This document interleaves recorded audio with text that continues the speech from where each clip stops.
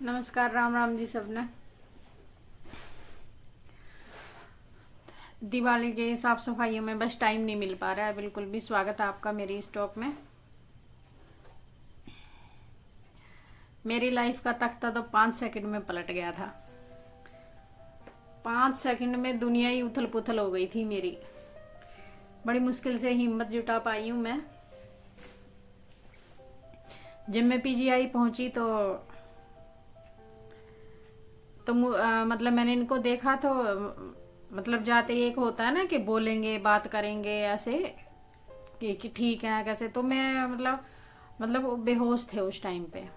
जब मैं जाके बोली उन्हें कि क्या हुआ कैसे लगी, क्या कितनी चोट है क्या कुछ है, तो मेरी आवाज़ सुन के उन्होंने रिस्पॉन्स किया। मतलब हाथ पांव हिलाए थोड़े। तो अब जब हाथ पांव हिला रहे तो मुझे लगा कि थोड़ी देर में बात भी कर लेंगे, कुछ बोल भी देंगे।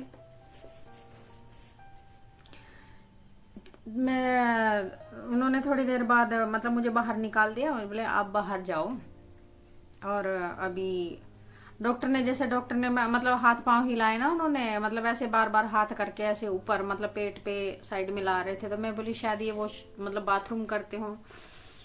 तो उन्होंने बोला हाँ शायद। बोले नहीं नहीं पहले ये कर लें। बोले बाथरूम नहीं करेंगे, इनको तो होश ही नहीं है ऐसा करके। जब मैंने बोला ना कि बाथरूम करेंगे, उन्होंने पता नहीं डिब्बा विब्बा लगाया क्या, उन्होंने बाथरूम कर दिया।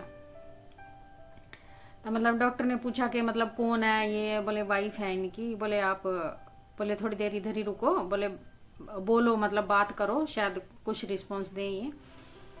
तो मैं थोड़ी देर तो खड़ी रही, लेकिन थोड़ी देर बाद उनकी बीपी लो या जो भी है मतलब नब्ज जो है डाउन चली गई। तो उन्होंने मुझे बोला कि आप बाहर जाओ अब। मतलब शायद वो मेरा इंतजार कर रहे थे कि आएगी, तो एक बार हो सकता वो मेरी इसीलिए वो उनकी सांस बाकी थी कि मैं मतलब मेरी आवाज़ सुने, वो एक बार पहुंच जाए।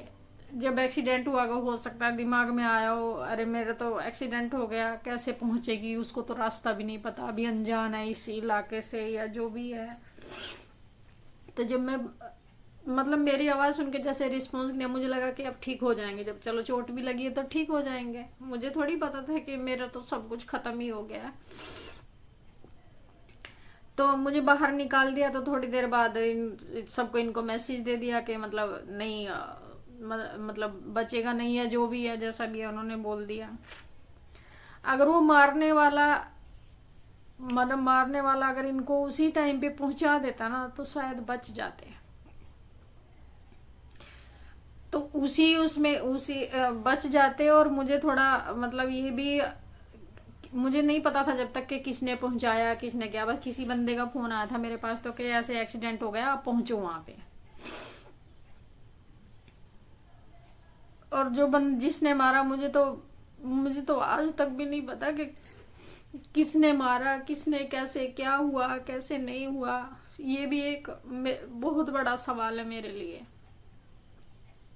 कोई बोलता है किसी ने मरवा दिया, कोई क्या, क्यों मरवाएगा कोई? इतना अच्छा इंसान किसी के साथ कोई बहस नहीं दुश्मनी नहीं, कैसे कोई क्यों मरवाएगा? और इधर तो नए नए आए थे, इधर तो किसी को इतना था भी नहीं। बस गेम से आए थे, गुजरात से आए थे जब भी।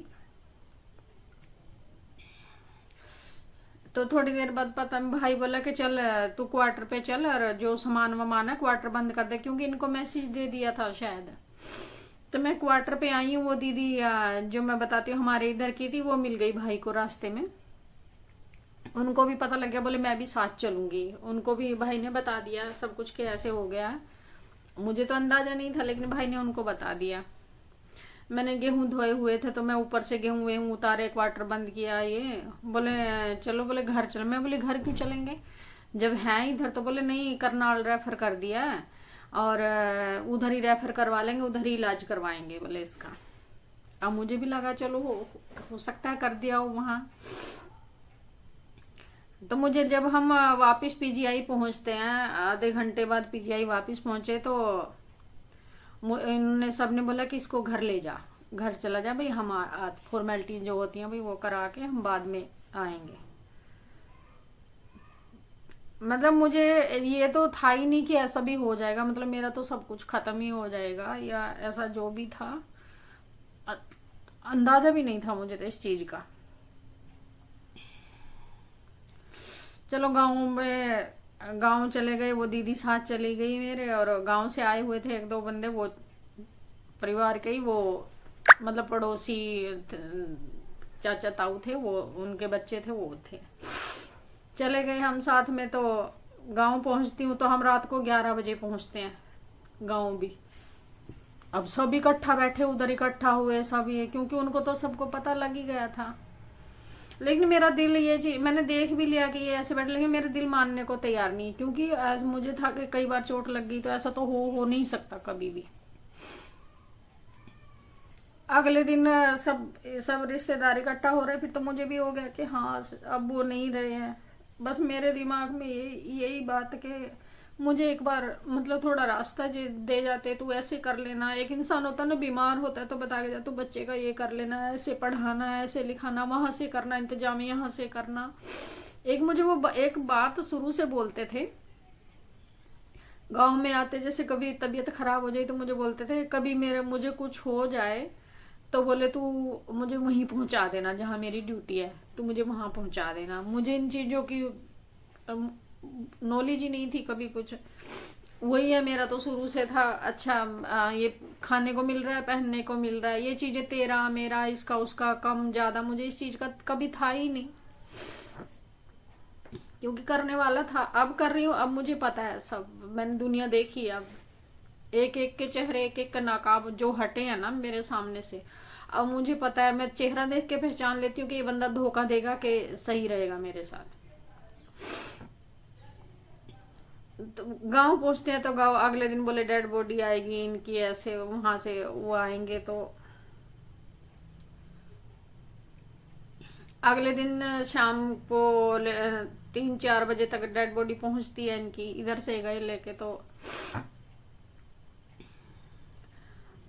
मतलब उस टाइम पे जो मैंने मतलब इनका मेरे सामने मतलब मुझे ले जाया गया, मुझे इनका चेहरा दिखाया ना, वो चेहरा मेरी नजर से कभी नहीं हटेगा। ऐसे लगता है जैसे कोई चोट नहीं, फेस पे कोई कुछ नहीं, कोई जख्म नहीं, कैसे अभी बोल पड़ेंगे, अभी बात करने मतलब मुझे आज भी इंतजार है कि मुझे कहीं से कैसे भी करके आके बता दे, पूनम तू ऐसे कर लेना। लेकिन वो ये ना, उसके बाद से ही मेरी लाइफ, दाह संस्कार करके आते हैं उनको, करके आते हैं। उसके बाद आने के बाद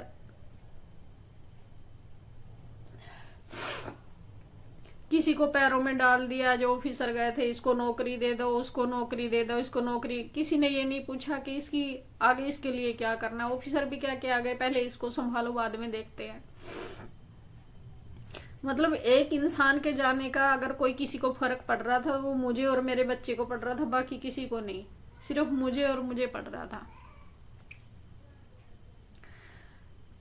जब मैं 12-15 दिन बाद आई हूँ, फिर मुझे यहाँ से ले जाने की कोशिश जारी हुई कि इसको वहां ले जाएंगे, बेटे का माइग्रेशन। मैं ये नहीं कहती कि वो मेरा बुरा सोच रहे थे, मेरा क्या पता कहीं ना कहीं अच्छा था, जो भी था अच्छा ही सोच रहे होंगे। लेकिन मेरे पापा पढ़े लिखे हैं, गवर्नमेंट जॉब में थे, गवर्नमेंट जॉब की है उन्होंने, रिटायर्ड थे उस टाइम पे। मेरे पापा बोले नहीं ये इधर ही रहेगी, अब इधर एडमिशन हो रखा बच्चे का तो इधर ही पढ़ाएगी, यहाँ सब कुछ अच्छा है, ये रह लेगी। मतलब मेरे पापा को मेरे मतलब पूरा भरोसा था कि ये यहाँ रह लेगी, अपने कैसे भी करके स्ट्रगल करके ये इसकी परवरिश कर लेगी लड़के की। लेकिन गांव का माहौल उनको पता था कि अगर ये गांव में गई तो पता नहीं कितने कैसे क्या क्या इसको झेलना पड़ेगा, क्योंकि वही मेरी सपोर्ट में थे। मेरे पिताजी ने मेरे शुरू से देखा ही था कि कैसे कैसे कितना कैसे रहती है, कैसे क्या करती है। बेटा बीमार हो गया था बीच में, तब से इनका बोला था कि अभी तू इसके आगे के लिए कर, इसको पैसे देके जाया कर। वो भी थे कि घर वाले यहाँ करवा देंगे, लेकिन कई बार दिक्कत आ जाती है, नहीं।